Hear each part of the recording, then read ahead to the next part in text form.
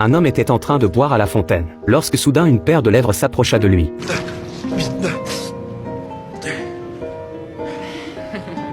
L'homme fut instantanément pétrifié. C'était son ami d'enfance, tout comme autrefois. À cette époque, il buvait lui aussi à la fontaine, mais à la seconde suivante, il se figea brusquement, comme si un courant électrique avait traversé tout son corps. Et cette approche soudaine ne put jamais s'effacer du fond de son cœur. Elle, en revanche, resta parfaitement sereine, sans même lui laisser le temps de réagir. Elle tourna les talons et s'en alla avec désinvolture.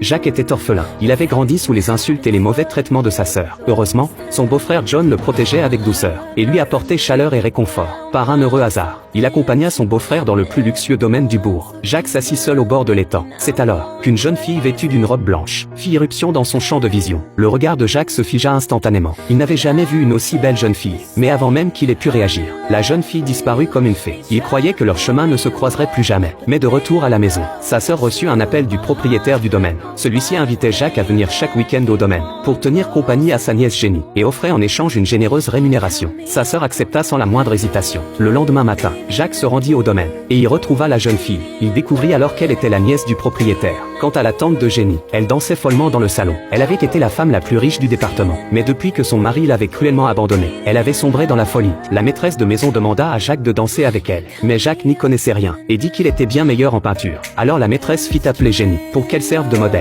La maîtresse devina les sentiments de Jacques pour Jenny, et en profita pour le sonder. What do you think of her? I think she's a snob. Anything else? I think she's real pretty. I think she doesn't like me. But you love her. She'll only break your heart, it's a fact. It's tragic, you're already in love with her. And even though I warn you, even though I guarantee you that the girl will only hurt you terribly, you'll still pursue her. Ain't love grand?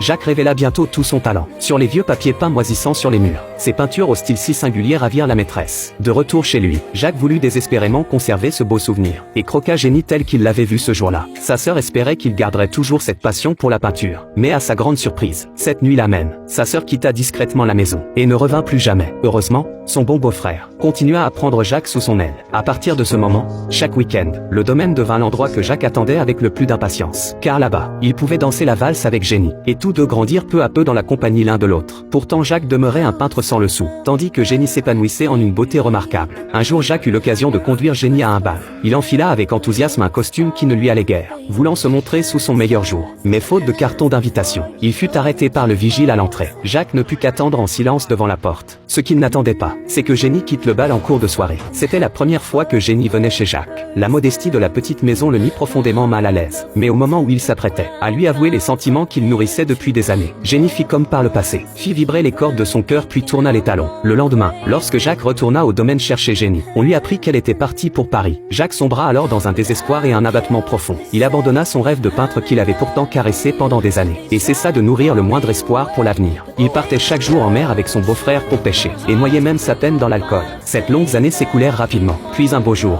un avocat se présenta à Jacques, et lui annonça qu'un mystérieux bienfaiteur le soutenait financièrement. Il crut que c'était la maîtresse qui, sensible à son talent, voulait compenser ses années de souffrance. Lorsqu'il se rendit au domaine pour s'en assurer, la maîtresse ne lui donna qu'une réponse évasive. Elle se contenta d'informer Jacques que Jenny se trouvait elle aussi à New York, ce qui raviva la flamme de la nostalgie dans son cœur. Il entreprit alors le voyage vers New York. À son arrivée dans cette ville inconnue et si animée, Jacques se sentit quelque peu dépaysé. Mais il retrouva vite ses esprits, et s'immergeait chaque jour dans l'univers de la peinture. Sa technique s'affina de plus en plus, et son style devint de plus en plus singulier. Ce jour-là, alors que Jacques se penchait pour boire à la fontaine du parc, Jenny s'approcha de lui comme elle l'avait fait dans leur enfance. S'étant sans se voir, Jenny était devenue encore plus belle et captivante. Jacques ne put dissimuler son émotion et sa joie.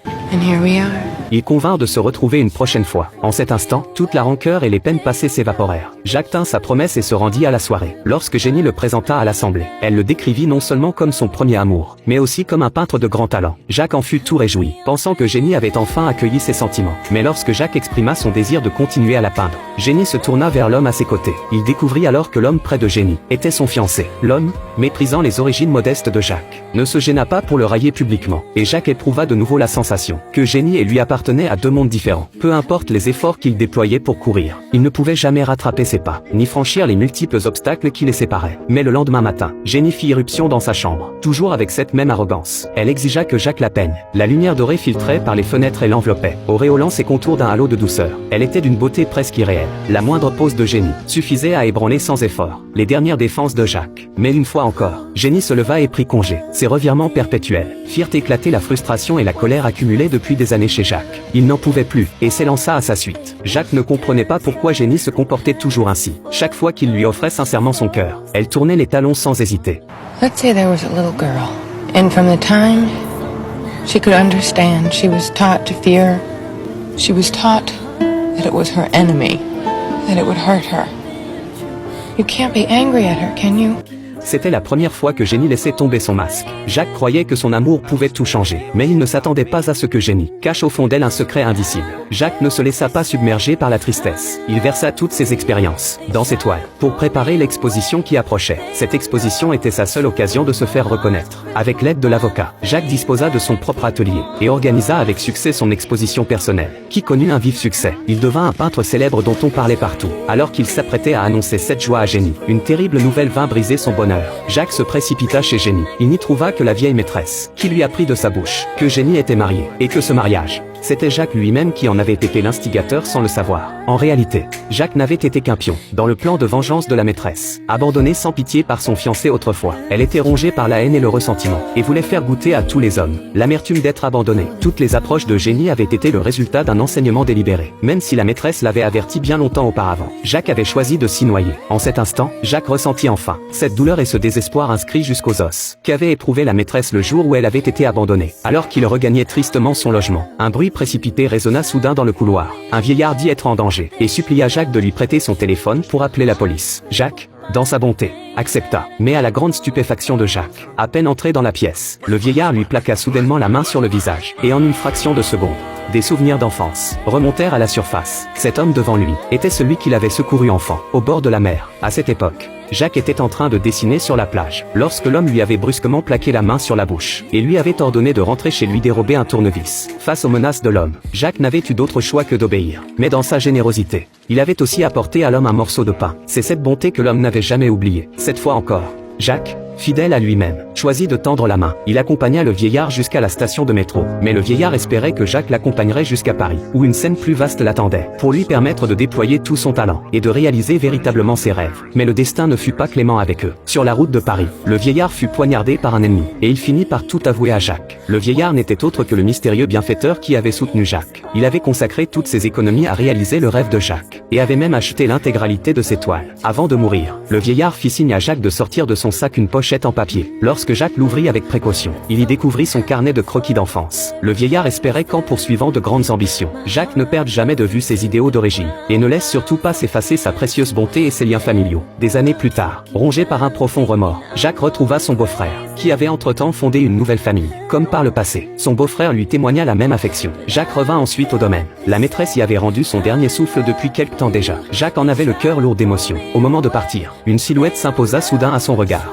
Dans ses yeux vifs et expressifs, se cachait quelque chose de familier, comme si quelque chose les liait inexplicablement. Jacques suivit la jeune fille instinctivement jusqu'au bord de la mer.